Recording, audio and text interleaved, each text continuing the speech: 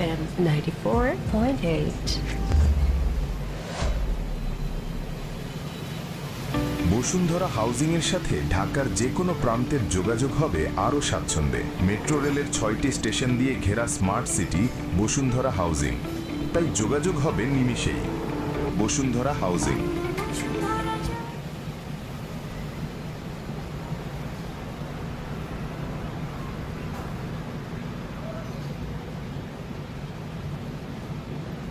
তাহলে আমরা মূল কথায় আসি।